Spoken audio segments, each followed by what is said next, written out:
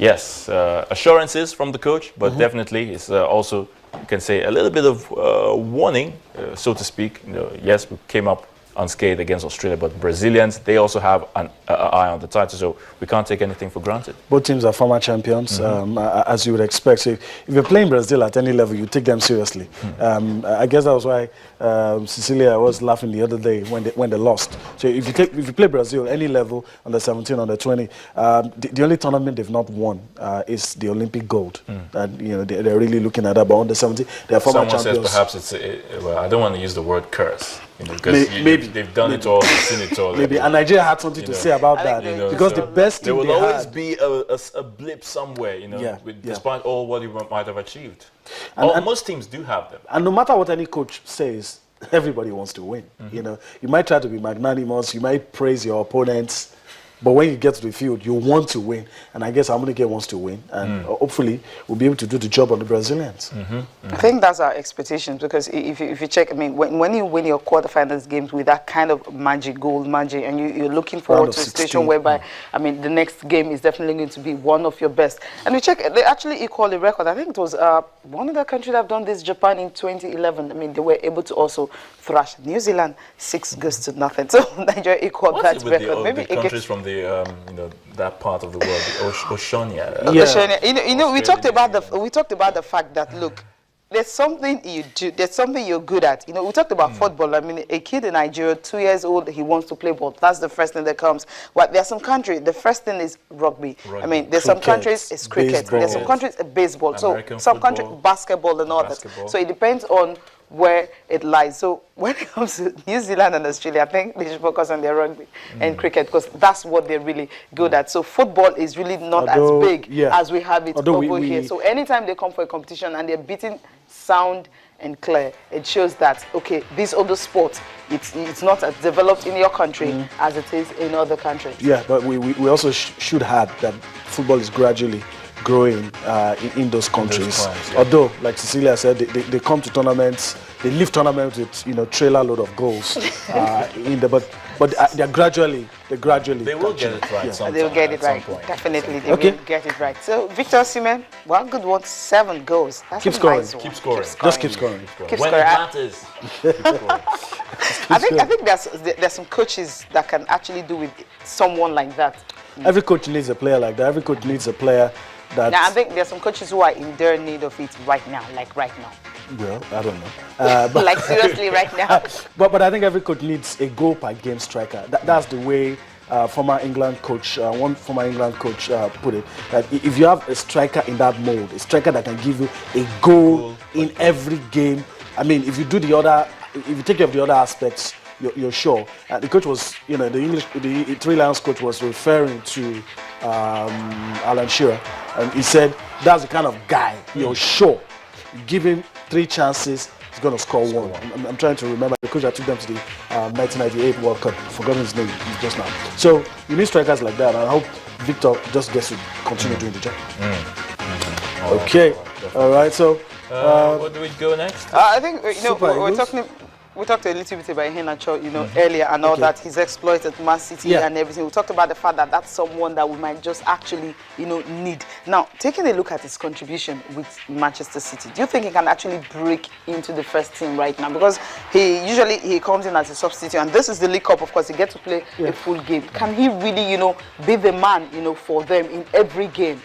Yeah, I think I understand you. Breaking into the first team is not the issue. He's already in the first team. Can he be in the starting 11, which I think is what you want to say? And Sergio Aguero is injured right now. So he's going to get more chances to play.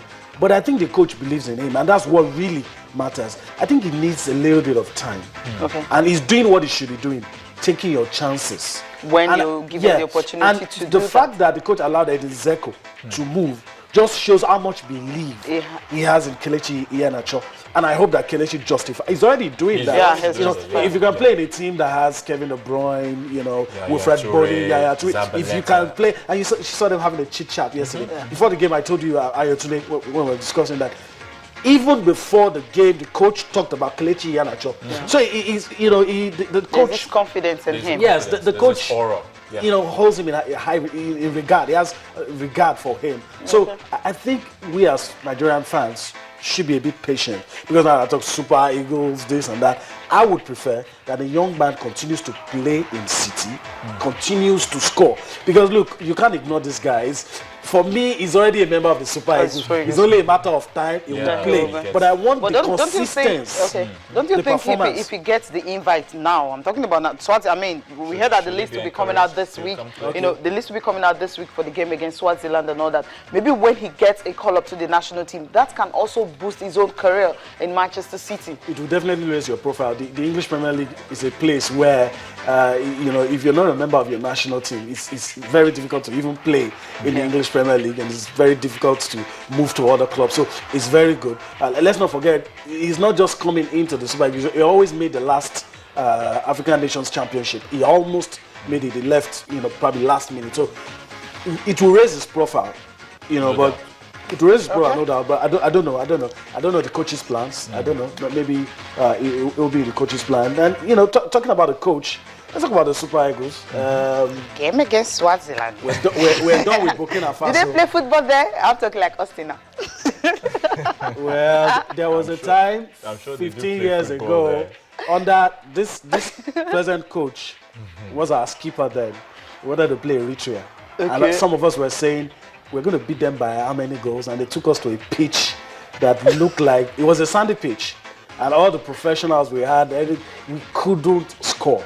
So you know what I just want to. We have taken the beach soccer team to play there. What I just wanted to point out that is important for us is that do not underrate any team. Make your boastings when you win. Okay. Because we shouldn't talk about how many goals you're going to beat them. Yeah, just get serious about it. Take them seriously. Whether you like it or not, they are an hurdle you must cross. Yes. When you cross the hurdle, then boast. Gloat if you want to. But we haven't. On paper, it looks like it's a done deal. Some people just take Iba's team and, you know. Okay, there's the details you have there. Swaziland and Nigeria. There's the details. The Swaziland Football Federation faces the match at 7 p.m. Swazi time. That's 6 p.m. Nigerian time. And that is on Friday, November 13th. And the game will be played at the 20,000 capacity stadium in Lumbamba, which is an all-standing arena. What? No seats? No seats. Okay, now you were talking about strategy. Strategy. All is fair. All is fair.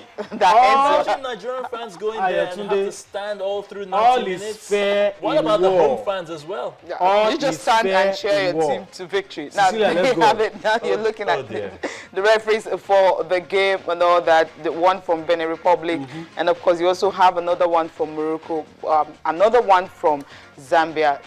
That's the one that will serve as the match commissioner for that particular game. Okay, well, I'm There's trying another little detail that you guys, if you know, floodlights, you know. Okay, I hope they don't have issues with the floodlights. So you're having a stadium where there are no seats, so to speak. And you're also having, they're going to play the match at night. And of course, the Super Eagles, for them, they'll resume camp in Abuja on Monday, November 19th. And so they'll have some few days to jump. 9. Okay, they'll have some few days to prepare for that game. So just how many days? Like 3 days difference before they travel. Well, I think the traveling arrangement. Please, Swaziland and for any country at that, when you have games like this, let's try and make our venues a whole lot conducive. Okay, go tell them if they have. It's not like it's just. It's not like I just told you about Eritrea 15 years ago, and you don't like it when I say, but all is fair in war. I mean, there is no rule against as long as CAF. Don't they have standard pitches? I mean, you have you should question the way some of us question the Katsina Hala Stadium from Lobby Stars. You should question CAF and ask why they accepted, that kind of pitch or stadium, whatever. But we really don't know the state of the pitch. But the fact that everyone is going to all stand. 20,000. Okay, it shows it's a small stadium, so it's not really that big. And not Swaziland, we talked about football. Maybe, okay. Should I say that? No. Okay, let's leave football where it is. I mean, I love what Toyin said yesterday about their traveling arrangement. He's back, on Sport Tonight. He was with Austin last night. He talked about the fact that the traveling arrangement these days are usually very easy. So the players will definitely, no hitchings and all that. So the players definitely not complain about that. So that might just help them. So whatever stadium they're going to take them to, having to have a kind of relaxed atmosphere when you're traveling, that also will boost their And the issue of the confidence. stands is only journalists and spectators that will complain. If the state of the pitch is okay, Then the players really don't have any definitely will excuse. not complain about that. Okay.